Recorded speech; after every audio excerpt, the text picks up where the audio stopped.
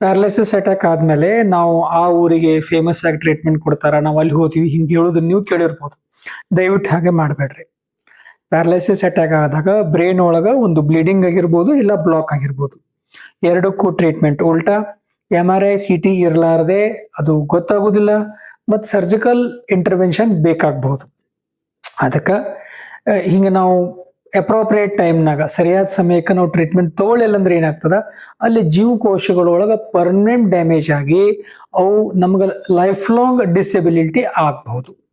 ಅದಕ್ಕೆ ನಮಗೆ ಪ್ಯಾರಲೈಸಿಸ್ ಅಟ್ಯಾಕದ ಸಂಶಯ ಬಂದ ತಕ್ಷಣ ಆವಾಗಿಂದ ಆವಾಗ ಗಂಟೆಗಳ ಲೆಕ್ಕದಲ್ಲಿ ನಾವು ಎಲ್ಲೇ ನ್ಯೂರೋಸರ್ಜರಿ MRI CT ಇರ್ತದ ಅಂತಲ್ಲೇ ಹೋಗಬೇಕು. ಸಮಯ ವ್ಯರ್ಥ ಮಾಡಬಾರ್ದು. ಗಂಟೆಗಳ ಲೆಕ್ಕದಲ್ಲಿ, ದಿವಸದ ಲೆಕ್ಕ ಅಲ್ಲ, ಗಂಟೆಗಳ ಲೆಕ್ಕದಲ್ಲಿ ಇಂಥ ಸೆಂಟರ್ಗೆ ಹೋಗ್ಬೇಕು.